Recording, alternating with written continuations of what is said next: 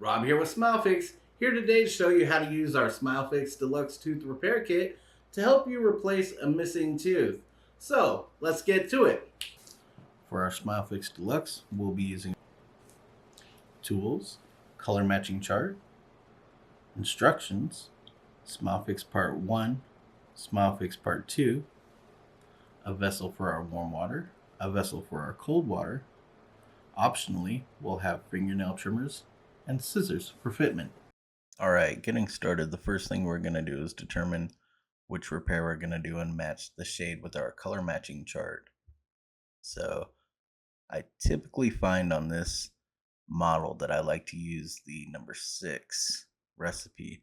And you're going to turn the chart around and you're going to look at the recipe on the back. It'll tell you exactly how many beads of SmileFix Part 1 and beads of SmileFix Part 2 that you're going to need to get out for each tooth repair. Now I doubled the recipe because I'm not sure if I'm going to do more than one tooth, but I end up only doing one tooth, so I end up having a little bit left over.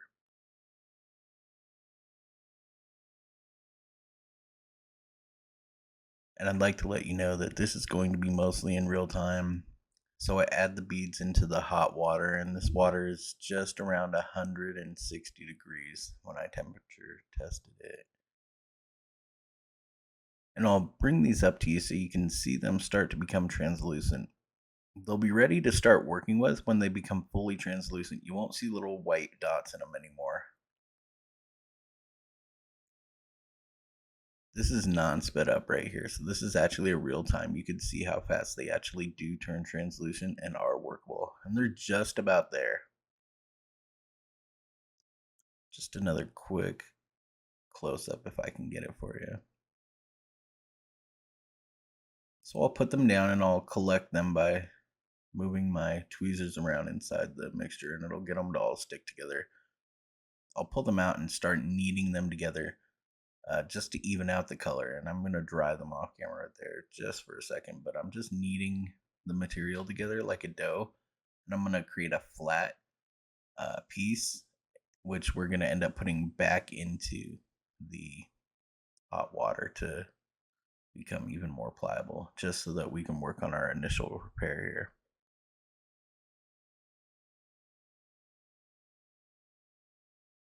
And like that, it's really that quick that when it's really thin that it really becomes translucent and workable quickly.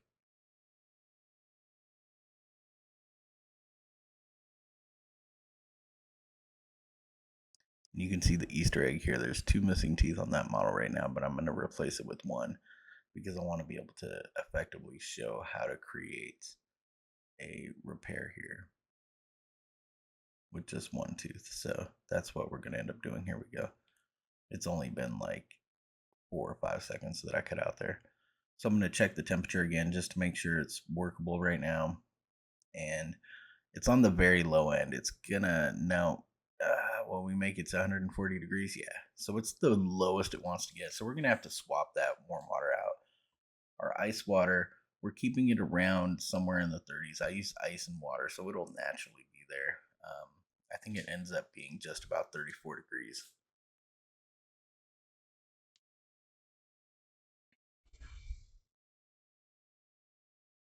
Now that we've checked our waters, I'm going to probably swap this out, but I can use this material. So I'm going to start molding the general shape of a tooth. I'm just going to kind of push it together into the shape and then shove it into the gap here. And that's what you're going to do with your fingers in your mouth as well. And I'm using the back of my thumbs to create sort of a retainer like shape, which you want to use your tongue to do. And I'm going to use our Explorer tool to define the shape of the tooth and to create texture in it. And remember, our teeth have a very rigid texture for the most part. They're not perfectly round, they're not bubbles, they're not flat. They're a unique shape, they're a tooth shape, and you want to try to create a tooth shape.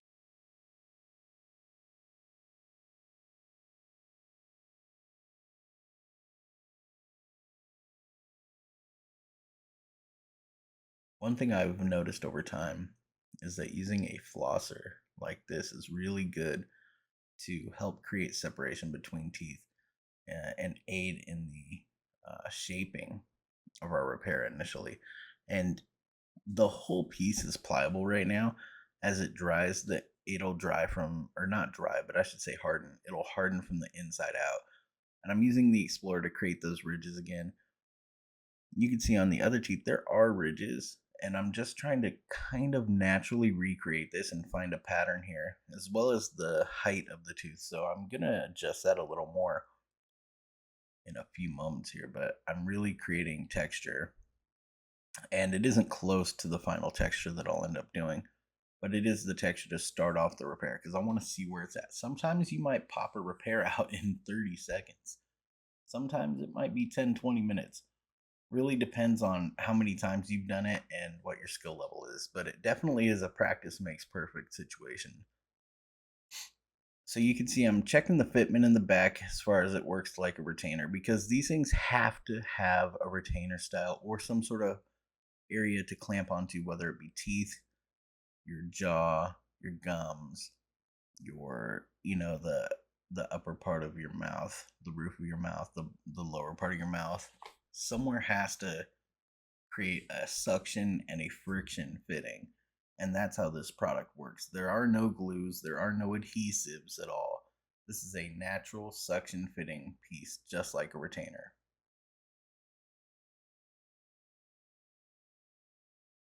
And you'll see I'm using my fingers to really shape it in place, and you can do that in your mouth as well. You're going to want to use your fingers, you're going to want to use any tool you have available. In this demonstration, I tend to only use the Explorer and the flosser right there for my shaping tools, but often I find the spatula piece on the end of the mirror that's included in the deluxe kit to be a fantastic piece to help shape a tooth. And I'll use that to kind of smooth out, uh, like flatten the front of a tooth or really create an even height, and also for ridges as well. But to be honest, I was doing 3 demo videos back to back to back, and I just didn't even use the spatula, which I should have. It was there for me to use, and I definitely should have shown it in use. But you can substitute this flosser for the spatula. I would use a flosser to create a distance between teeth though, and maintain that. So I'm using the tweezers right here because I want to heat the back end only. I'm keeping the front of the tooth repair out of the hot water because my concentration right now is going to be on the retainer. A lot of people tend to neglect creating the retainer portion of their repair, which is, in my opinion, the most important portion. If you plan on eating with your repair, if you plan on keeping your repair in so that it doesn't randomly fall out, this is what you have to do. And if you ever have an issue where you have a repair that's coming out or something like that, it's because you have not built the back end of your repair up. Again, I'm using the flosser just to create distance and space between your teeth and the repair, just like a dentist would do if they were going to use this product. And you can see the repair actually looks really nice right there. However, we're going to work a lot more on it, and right here, the material actually sticks a little to the gummy mouth model, which is not the same texture as our mouth. It's like a jelly. It's a very soft material, so it's stuck a little bit, and I end up kind of reshaping and reforming this repair. That's not something you'll have to do in your mouth. It's not going to stick to your skin at all. It'll just come right off.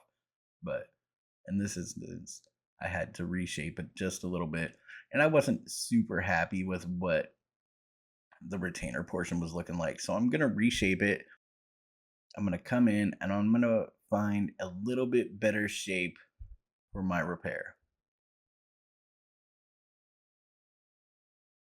And I'm working the back end. You should be doing that with your tongue, the portion I'm doing with my thumbs. You can also use your fingers. You can use whatever you want, but use your tongue and suction to really suck it into place up there. And it's going to create an amazingly tight repair that is incredibly well fitting. It's going to fit better than a retainer, better than anything else.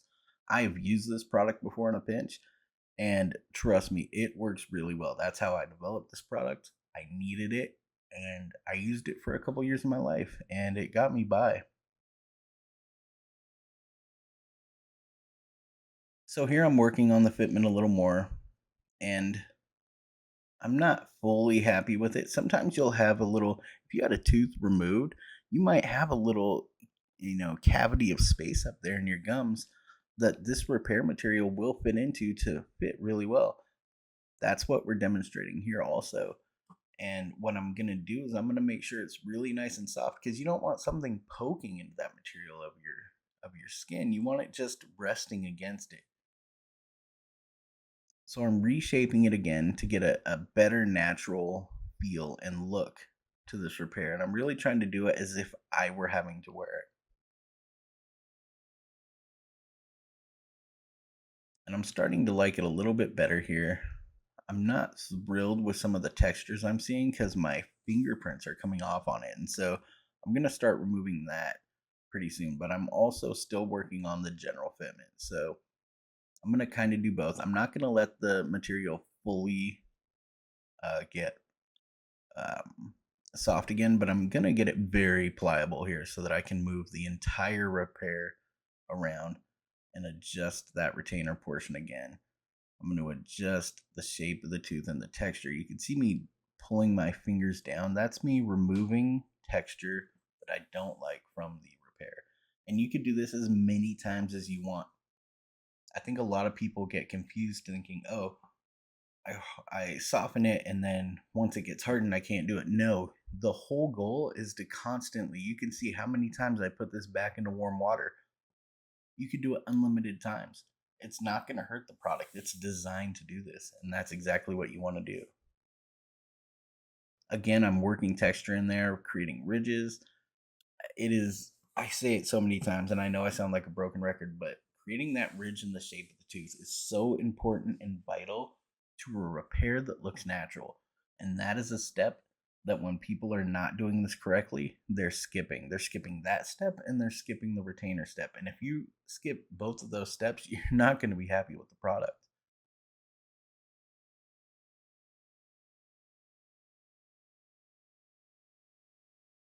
So now you can see it's looking pretty good. The color's still off, but that's because it's still translucent from being melted. It's going to come around in time.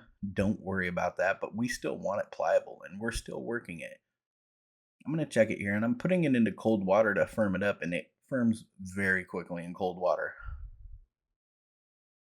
I'm going to check the fitment, and I see some areas I'm happy with, some areas that need some adjusting. And so that's what we're going to do. We're going to start adjusting the entire fitment of the piece now and the retainer. So we'll get into that fine tuning, and we're going to zoom in so you can see a little bit. You can start to see the texture on it. And I do have some fingerprints in it, which we are going to get rid of. I'm going to put it back into the cold water just to really firm up. What I'm trying to do now is I'm just letting it get nice and cold so that the center gets really hard.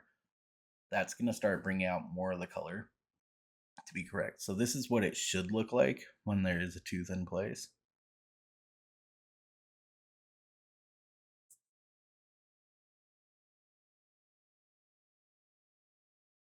We're going to bring our repair out and dry it just a little bit and slip it into place just to see. All right, that's a pretty good repair actually. The color is starting to come in as it's hardening, but also the shape is pretty nice.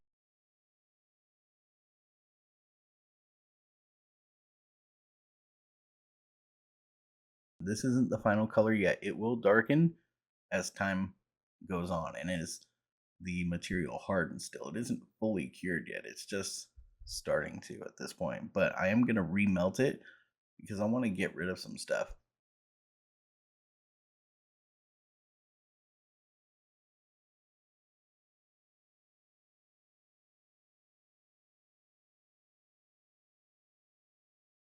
Yeah, so I'm going to get rid of that fat area there that I don't like. I wouldn't like the feel of that on my tongue. And I just want to trim it out. And I'm probably going to use my scissors for that large piece. Remember, you can cut these pieces off and reuse them. Just drop it back in the hot water. It's going to go translucent and you'll be able to use it again really quickly or throw it away. Doesn't matter.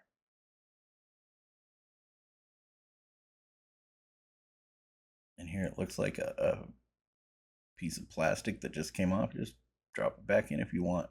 I'm not going to use it though. I already have enough material.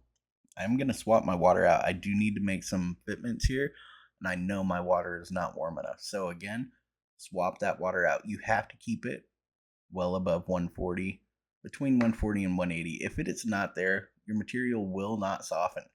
So, if you don't keep doing that, it's not going to work out for you. There we go. It's nice and warm again. I believe I tempt it off screen. I have a little thermos next to me actually is what I have, and I just keep pouring water into it when I need to refill warm water. And I pour the old water out into an old coffee can actually.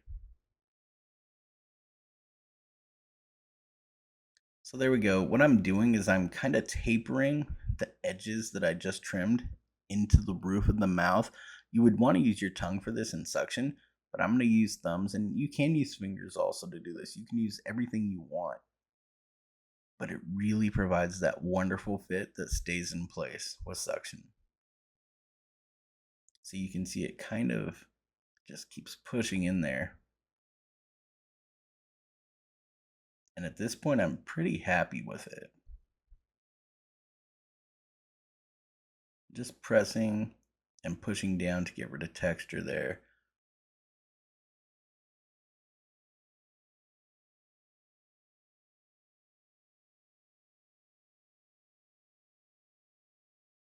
I'm checking it out. I am looking to see if there's any adjustments I want to make though. There might be some more adjustments at this point, but the fit is pretty nice.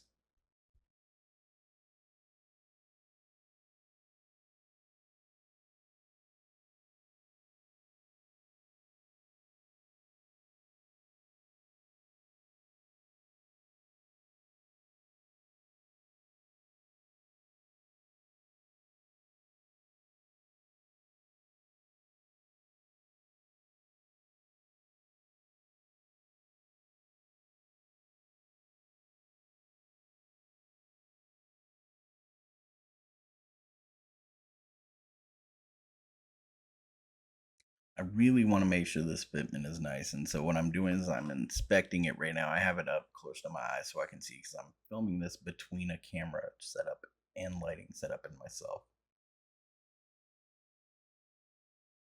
I'm reaching my arms around and it's really hard to see, but I see some ridges there. I don't like that. I'm going to remove it with some nail clippers. You can use scissors or anything you want. I'm just using the nail clippers to show it's an easy way to do this. And often what you might find is as you use your repair, if you, especially when you eat, you might have a little ridge pop up or something. Use fingernail clippers and some warm water and you'll just get rid of that really quickly. So I'm a little happier with the fitment. I want to trim a little bit off though still. So I'm trimming a little bit off, creating a better fit for what I feel will be comfortable. There we go. I like it. It's more rounded, but there are rigid areas now. Once you make a cut on one of these repairs around the retainer side or any side, it will create a rigid area, and you're gonna want to smooth that out. So we will end up putting it back into our warm water just to put it back in place again after it softens just a hair, and we're gonna taper that material into the skin and gum line. That way it fits perfectly. We want it to be a near seamless fit.